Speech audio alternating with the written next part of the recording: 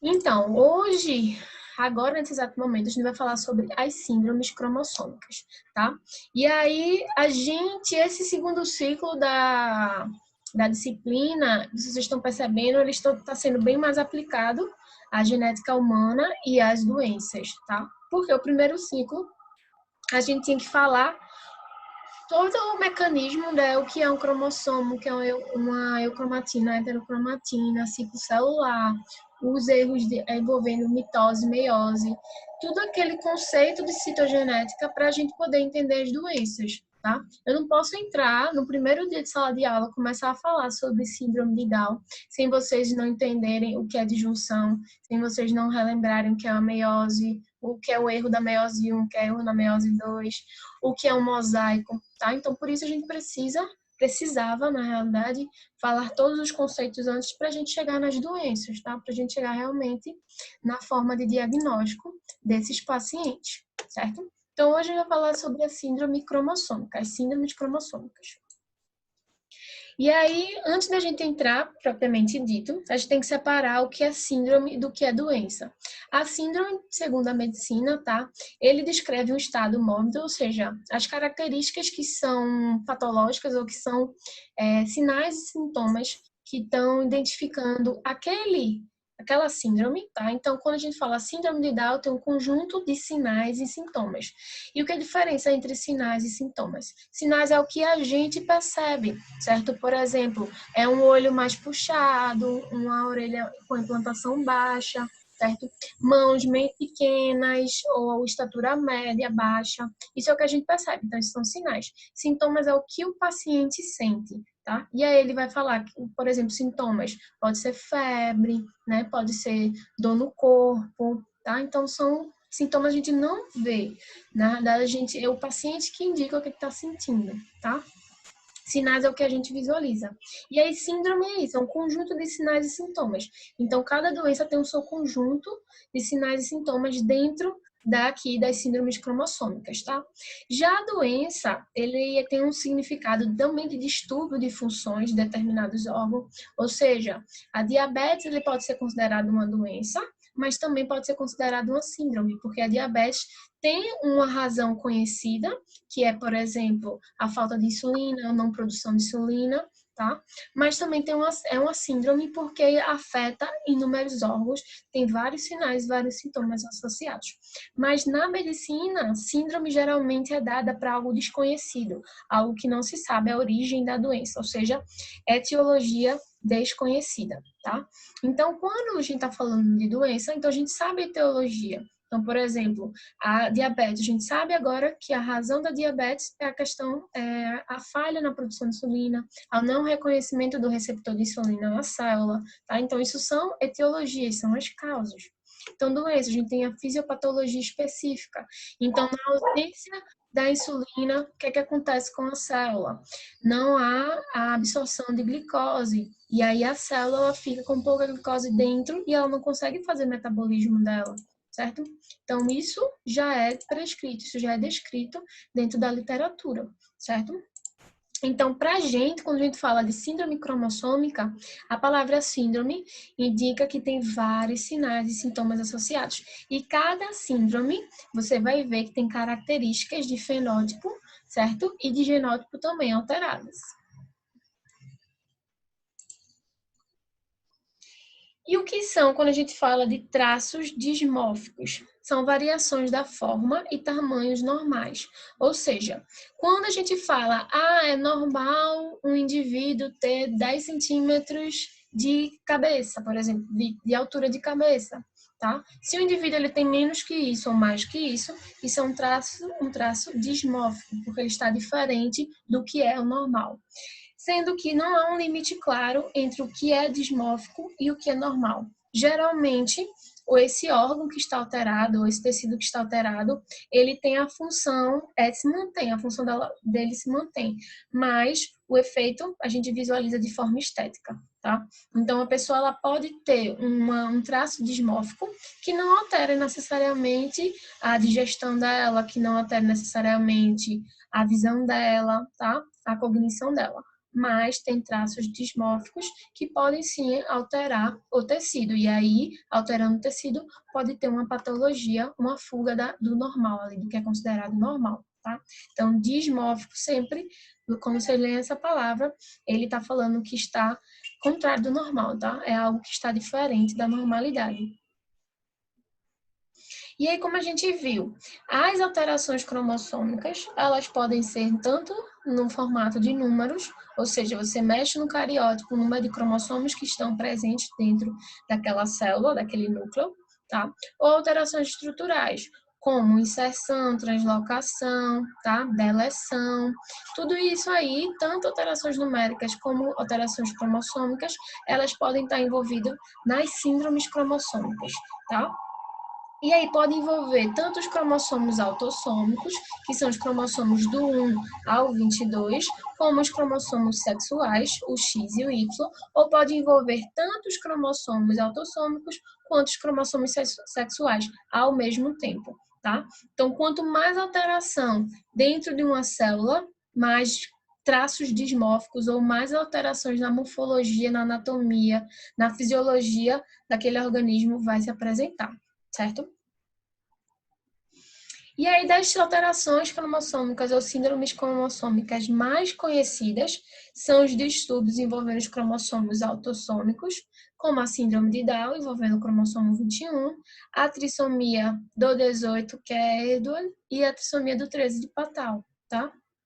Além dessas, a gente também tem síndromes de deleção autossômicas, que são envolvendo os cromossomos autossômicos. E exemplo dele é o miado do gato ou cri do chau, que é a deleção do cromossomo 5, tá? E temos os distúrbios envolvendo os cromossomos sexuais. Os mais comuns é Klinefelter, a síndrome de Jacobs, certo? Que é a pessoa, um homem que tem 2 Y, a trissomia do X ou a síndrome de Turner, tá? Que é uma mulher que só tem um cromossomo X, certo? Então, essas aqui são as mais conhecidas. Mas existem mais de 100 mil, ou de 100 mil, de 100 síndromes cromossômicas identificadas, tá? Então, existem muita alteração aí. Sendo que a grande maioria delas, elas são incompatíveis com a vida. Ou podem até ser compatíveis com a vida, mas vai ter um grau de comprometimento cognitivo enorme naqueles indivíduos. Não só cognitivos, mas também físicos, anatômicos, tá? De desenvolvimento. E tanto os distúrbios autossômicos como os distúrbios envolvendo os cromossomos sexuais, eles podem estar envolvendo todas as células, certo? Do organismo, como também pode apresentar de formato de mosaico. Então, o indivíduo que tem a síndrome de Down, ele pode ter todas as suas células com a trissomia do 21, ou ele pode ter um tecido ou um conjunto de tecidos com a trissomia do 21 e outro conjunto de tecidos sem a trissomia, um cariótipo normal, tá? E aí, então, essa aula é basicamente só uma conversa sobre essas síndromes, tá? Vou ficar apontando para vocês a origem delas, né, os cariótipos mais comuns, certo? E os traços que estão envolvendo, certo? Então, quando eu estiver falando, se vocês tiverem alguma dúvida, vocês vão perguntando, tá? Então, dentro dos distúrbios autossômicos, como a gente já falou, os mais comuns, a mais comum, né, a síndrome de Down, depois a de Edward e depois a de Patau. E a gente observa, comparando essas 3 figuras aqui, que eles apresentam, né, essas 3 crianças aí, eles apresentam traços diferentes, tá? Quando a gente observa uma criança que é portadora de síndrome de Down, as características delas já estão tão fixadas na nossa mente que é muito mais fácil quando a gente está na rua, encontra, né, uma pessoa que é portadora da síndrome de Down, você já associar que esse indivíduo, ele tem a síndrome de Down, que é diferente da síndrome de Edward Patau, que possa ser que você, na passagem desses indivíduos, né, se você estiver próximo a eles, você pode não saber muito bem identificar, tá? E aí precisa realmente da análise clínica e citogenética para confirmar. E as síndromes envolvendo os cromossomos sexuais, também eles são bem difíceis de você observar, de forma geral, que aquele indivíduo ele tem alguma síndrome associada. porque eles passam bem de forma normal mesmo da população geral. Exceto a síndrome de Turner, que aí dá para dar uma diferenciadinha assim, quando parecido como a síndrome de Down, que a gente consegue bater o olho e já saber que aquele indivíduo é portador da síndrome, tá? Então, os distúrbios dos autossômicos envolvem materiais extras, ou seja, as trissomias, ou materiais diferentes, tá?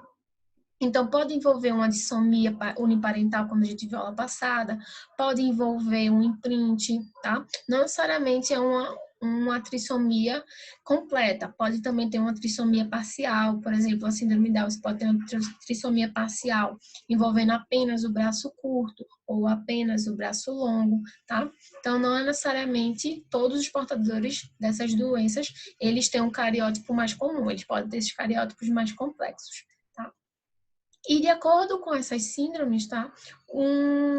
Dependendo da síndrome, tem um retardo mental mais grave ou mais leve, mais brando, certo? Não necessariamente todos os portadores de síndrome, eles têm um retardo mental grave, tá? Eles podem ter um retardo aí brando.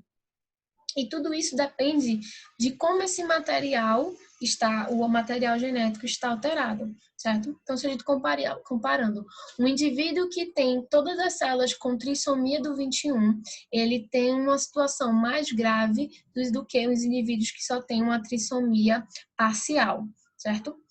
E o indivíduo que é portador do mosaico, ou seja, tem células normais, ele também tem uma situação mais branda da síndrome, certo? Então, esses cariótipos complexos também dão diferença entre os traços e também diferença entre o grau de comprometimento cognitivo desses indivíduos, tá? E formação também do corpo em si, do organismo.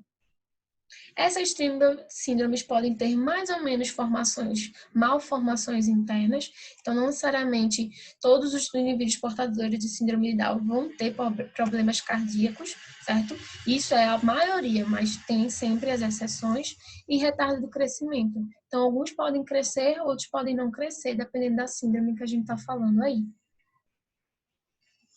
E aí, começando com a síndrome de Down, que vocês sabem que é a trissomia do 21, ou seja, o indivíduo ele tem 3 cromossomos 21 nas suas células. Ela é a síndrome mais comum, ou seja, a síndrome que tem a maior incidência no mundo, tá? Então, estima-se que tem 1 a cada 800 nascidos vivos, tá? Apresentam a trissomia do 21. E aí, olhando aqui no cariograma, a gente observa aqui 3 cromossomos 21 desse indivíduo, tá? E aí, o que acontece? Existem alguns lugares no mundo, tá? Devido ao diagnóstico de infertilização, infertilização, que os pais já sabem que a mãe, por exemplo, é portadora o óvulo dele tem a portação, tem a trissomia, ou trissomia não, na verdade tem 2 cromossomos 21, e aí eles, antes de fazer a fecundação, elimina-se esses óvulos que estão com essas alterações, e aí os indivíduos que teoricamente seriam portadores da síndrome de Down passam a não nascer com síndrome de Down devido a esses diagnósticos pré-implantacional. Tá? Então, a tecnologia ela vem aí para melhorar, né, as questões em relação às síndromes. Mas aí tem alguns países que estão tendo uns movimentos bem graves assim, porque os portadores, pelo menos da síndrome de Down, eles também estão se questionando se eles não têm direito à vida também, tá? Então, eles falam que isso é como se fosse uma exterminação, né, desses portadores da trissomia do 21. E eles também são indivíduos, então eles também têm direito à vida. Aí tá aí, né, esses conselhos de ética, o que fazer, o que não fazer. Mas a tecnologia permite realmente que casais que poderiam ter indivíduos, né, com a síndrome do 21 possam vir não ter essas crianças com a síndrome do 21, ter crianças normais, certo? E aí, como eu falo também, todas as aulas, todos os cromossomos que são autossômicos, eles têm igual probabilidade de apresentar um erro de disjunção, tá? Tanto na meiose 1 como na meiose 2. Mas indivíduos que têm, vamos supor, no processo lá de formação dos gametas, apresentou, né, um erro no cromossomo 1, você não vê esses indivíduos chegarem à vida, tá? Normalmente, essas outras alterações causam abortos espontâneos na mulher. E aí, essa gestação ela não progride. O que a gente observa é que a síndrome de Down, de alguma forma, esse cromossomo 21, a célula consegue segurar esse excesso de informação. E aí, por isso, que esses indivíduos, eles sim conseguem ter sobrevivência e conseguem aí ter uma vida até longa dentro da nossa sociedade, tá?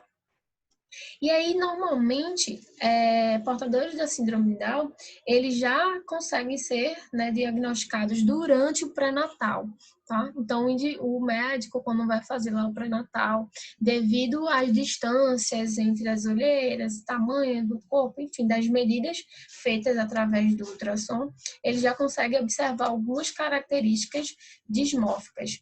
E aí, depois, pode conduzir, certo, para os testes de diagnóstico, realmente para identificar se aquela criança está se desenvolvendo e ela é portadora da trissomia do 21, certo? Mas essas características dimórficas, elas variam bastante. Qual é a principal razão dos erros associados à trissomia do 21, tá? Então, 69% dos casos envolvem um erro de não disjunção materna na meiose 1. E aí lembra que na meiose 1 que ocorre é a separação, deixa eu botar aqui. Na meiose 1 tem que separar os cromossomos homólogos, certo? E aí erro na meiose 1, a gente não tem a separação desses cromossomos homólogos, tá? Então a gente tem 2 cromossomos que ficam numa célula e na outra célula fica sem nenhum. Do cromossomo 21, né? E aí, quando passa para a meiose 2, a gente tem separação das cromátides irmãs. E aí, eu tenho uma célula que vai ter uma cromátide aqui, a outra cromátide aqui, outra célula com outra cromátide aqui e a outra cromátide aqui. E essa célula sem nenhuma das cromátides. Se uma dessas duas forem fecundadas com espermatozoide, a gente tem a trissomia do 21. Então, 50% de chance de erro na meiose 1 de ter trissomia, tá? Já na meiose 2, teve a separação dos homólogos. Eles foram separados. Só que não houve separação da cromátide irmã. Então, eu vou ter uma célulazinha aqui, que vai ter as 2 cromátides, ou seja, 2 cromossomos 21, outra sem nenhum, e 2 aqui normais. Se essa célula aqui for fecundada, a gente apresenta a trissomia, tá? Então, 25% de chance. Então, a maioria, mais da metade, né, dos portadores da síndrome de Down, a origem realmente é o erro da não disjunção da mãe, certo? Só que logo na primeira meiose. Depois, 21% dos casos é da segunda meiose. Então, a gente vê que a maioria mesmo, que a gente somar aqui, né? Vou botar aqui, vai 8 com 2.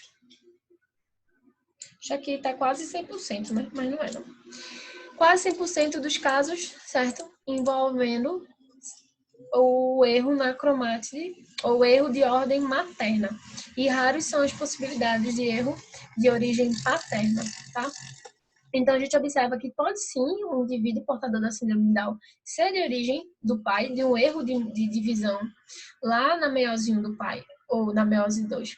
Isso aqui tá errado, tá? Materna e paterna. E também pode ter erro pós-zigótico. O que é isso? Foi fecundado tanto o óvulo da mãe como o espermatozoide do pai estavam normais, cada um com 21. E o que é um erro pós-zigótico? É um erro na divisão celular, erro na mitose. Então, ele estava bonitinho lá na célula, com 2 21s. E aí, por um acaso, um desses 21s foi duplicado. E aí, ele passou a ter 3 21s. Então, isso pode ocorrer. Pode ser de origem materna, pode ser de origem paterna, como também pode ser de origem pós-zigótica, tá? Que aí não está envolvendo nem o pai nem a mãe, foi no próprio indivíduo, no processo dele de desenvolvimento, de divisão celular. E aí, nos portadores da síndrome de Down, também a sua grande maioria é portador da trissomia do 21 completa, ou seja, do cromossomo 21 a mais, certo? 2 a 4% apresenta a translocação robertsoniana, e aí lembra que a translocação robertsoniana é a fusão entre dois cromossomos acrocêntricos, normalmente está associado o cromossomo 21 com o 14, e uma pequena parte tem um mosaico, ou seja, apresenta células 21, tá, com a trissomia, e células com cariótipo normal. Esse mosaico pode ser devido ao erro pós-zigótico, tá? Ou simplesmente aqui, o indivíduo foi o erro da mãe, teve aqui, foi fecundado, tá? Nesse exemplo aqui, foi fecundado, fez a célula bonitinha. E aí, quando ela foi fazer a divisão, ela perdeu, ela simplesmente expulsou um dos cromossomos e ela se manteve com 2 cromossomos, tá? E aí essa aqui lembra a questão da dissomia que a gente viu ano passada. Esse indivíduo pode ter os 2 cromossomos 21 vindo da mãe. E aí isso é uma dissomia uniparental, tá? Então isso pode ser erro pós-zigótico também. Tanto porque ele já tinha 13 e perdeu, como ele só tinha 2 e ganhou mais 1, tá? Então, a gente observa que portadores da síndrome de Down não são 100% trissomias completas, tá? Tem essas formas aí diferentes de cariótipo. E aí os traços envolvendo a síndrome de Down. Como eu falei para vocês, a gente observa que tem traços bem comuns, principalmente na face, tá?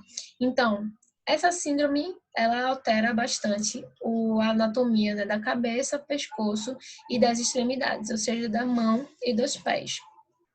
Tem um certo comprometimento cognitivo, mas tudo depende do grau dessa alteração cromossômica aqui, e também depende do status social desse indivíduo. Se esse indivíduo, a família tem condições sociais de colocá-lo eles em terapias ocupacionais, desenvolvimento mesmo cognitivo, eles conseguem avançar. Tá? Se essa família ela não tem tanto acesso a estruturas assim, esse indivíduo ele não consegue avançar tanto no desenvolvimento cognitivo. Então, tem tanto a parte genética, como também tem a parte social envolvida aí, tá? No desenvolvimento desses indivíduos. Como eu falei para vocês, tem retardamento leve ou moderado, certo? Então, não necessariamente ele não vai aprender nada, ele pode sim aprender, falar, escrever, se comunicar, certo? Tem formação, podem sim, né, desenvolver uma profissão, certo?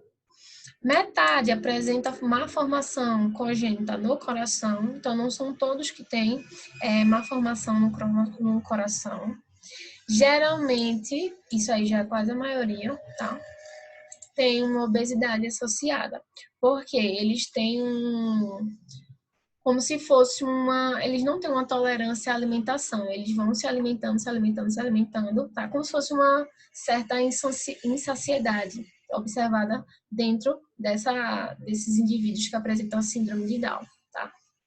Eles podem apresentar um comprometimento no sistema imunológico, ou seja, afetar lá as células de defesa, como os leucócitos, tá? E as mulheres portadoras, geralmente elas são férteis. Se uma mulher ela é portadora da trissomia do 21, ou seja, ela tem 3 cromossomos 21, quando ela vai produzir os óvulos dela, ela pode, em uma dessas células, colocar apenas um cromossomo 21 e outras células ela pode ter os 2 cromossomos 21. Essa aqui pode ser fecundada, mas essa aqui também pode ser fecundada. Tá? Então, se essa aqui for fecundada, um indivíduo normal, sem trissomia. Então, a mulher portadora da síndrome, certo? Pode ter filhos normais. Agora, se esse óvulo for fecundado, ela vai dar à luz a outra pessoa com a trissomia, certo? Ela tem chance, sim, de ter indivíduos normais, sem a trissomia. Os homens, eles podem, certo, produzir um certo grau aí de espermatozoides normais, mas normalmente eles têm um efeito na espermatogênese, ou seja, os espermatozoides deles não são formados de forma correta, tem um bloqueio aí na formação. Então, eles são mais inférteis do que as mulheres. Mas, se vocês buscarem na internet, tem casos de casal portador da síndrome de Down que eles tiveram um filho normal, tá? Então, não é nada impossível, pode acontecer também. Porque é a mesma coisa, se esse homem ele é portador da trissomia, ele também tem igual chance de produzir um espermatozoide com um cromossomo 21 só, ou outro cromossomo, ou outro espermatozoide com dois 21, certo? Então, ele pode também ó, liberar espermatozoide normal, tá? E aí ter o processo de fecundação normal sem problema nenhum. Os indivíduos que apresentam síndrome de Down, eles têm baixa estatura, então você não vê pessoas com síndrome de Down tão altas, certo? Geralmente são pessoas mais baixas. Apresentam essa braquicefalia, ou seja, essa cabeça um pouco aumentada, tá? E esse osso da face aí mais achatado, tá? Como a gente pode ver aqui. O pavilhão das orelhas, ou seja, a implantação delas é mais embaixo do que o normal. E ela pode apresentar caráter dismórfico, ou seja, um pouquinho alterada, menor do que, ou com alguma alteração realmente na cartilagem. A face é achatada e redonda, então você vê portadores da síndrome de Down com o rosto bem redondinho. Os olhos apresentam essa fenda, certo? Essa curvatura aqui na pálpebra, certo? Que é bem característica dos portadores de síndrome, quando você compara, certo? Aqui uma criança, aqui um idoso e aqui pessoas, né, adultas, certo? Eles têm essa questão desse olhinho aí puxado. Geralmente eles apresentam bocas abertas, porque a língua deles é maior e mais, que eles chamam de suculenta, certo? Mais grossa. E aí ela não consegue ficar dentro da cavidade da mandíbula. E aí ela fica para fora. E aí você vê muitas crianças realmente com essa língua para fora, tá? Porque realmente ela é muito maior do que o espaço que ela tem. Tem essa prega aqui única das mãos, normalmente, certo? Então, essa prega palmar aí transversal. E hipotonia, que é a fraqueza do músculo, certo? Então, eles não são pessoas que são tão fortes assim. Também devido à obesidade, que também está associada a essa síndrome. Mas não quer dizer que todos eles vão ter todos esses caráteres, tá? Geralmente, a face, que é a mais comum entre os indivíduos portadores da síndrome de Down. Já a síndrome de Edwards, que é do cromossomo 18, quando a gente observa uma criança com essa síndrome, por exemplo, essa foto aqui, você não diz que ele tem nenhuma alteração, nenhum caráter dismórfico, certo? Por quê? O cromossomo 18 são outros genes envolvidos. Então, se a gente está falando do cromossomo 21, aquele cromossomo 21 tinha outro conjunto de genes. O cromossomo 18 tem outros diferentes, certo? Então, a característica entre portadores de síndrome de Down e de Edwards, ela vai ser diferente, porque são cromossomos que estão envolvidos também diferentes, tá? Então, a de Edwards é a segunda mais frequente, perde para a trissomia do 21, tá? Então, como a gente vê aqui no cariograma, tem 3 cromossomos 18, e a incidência dele é de 1 a cada 5.000 nascidos, tá? E aí não tem diferença entre os gêneros, tanto a síndrome de Down como a de Edwards, Patal, tá? Então, tem igual chance entre mulheres e homens, diferente das síndromes de cromossomos sexuais, que uns envolvem homens e outros envolvem mulheres, certo? Então, aqui tem igual chance nascer menino portador da trissomia do 21 ou meninas portadoras de síndrome de 21. Edwards, a mesma coisa, igual chance entre homens e mulheres. Essa síndrome também está relacionada à idade avançada da mãe, tá? E 90% dos casos é a não disjunção da meiose, tá? Que pode ser a meiose 1 ou a meiose 2. Então, a gente vê, com o aumento da idade materna, essas síndromes elas se tornam mais comuns, certo? Dentro da população. A maioria desses pacientes que apresentam a trissomia do 18 é uma trissomia regular, sem mosaico, então é um indivíduo cariótipo 47XX ou XY mais 28. E aí a outra metade, tá? Ele está aí constituído entre mosaicos e aneuploidias duplas, ou seja, pode estar envolvendo aí mais de um cromossomo e translocações também, certo? Então, a gente tem o envolvimento do 18 com outros cromossomos aqui que podem levar à síndrome de Erdo. Quais são as características, né, desses indivíduos com a síndrome de Erdo? Tem um retardamento mental associado também, tem atraso no crescimento, esse indivíduo ele não cresce, a puberdade dele também é atrasada, certo? Tem má formação no coração, mas o que tem de característica marcante ele também é a face, né? A cabeça também. Então, ele tem uma formação que é essa micrognátia, né? Que é esse queixo para trás. Então, eles têm a formação desse queixo aí para trás, que está associado bem à síndrome, que a gente vê aqui e aqui. E aqui a gente não dá ver porque não está de perfil, né? Também tem hipotonia, ou seja, tem fraqueza em relação aos músculos. Tem esse crânio que ele é alongado, certo? Diferente da síndrome de Down, que era mais redondinho, tá? Também tem o pavilhão das orelhas com baixa implantação e dismórfico, tá? Então, a gente vê aqui a orelha bem para baixo. Normalmente, a orelha ficaria aqui, na altura dos olhos, certo? Mas aí, esses pacientes, ela vê que essa orelha tá mais para baixo também.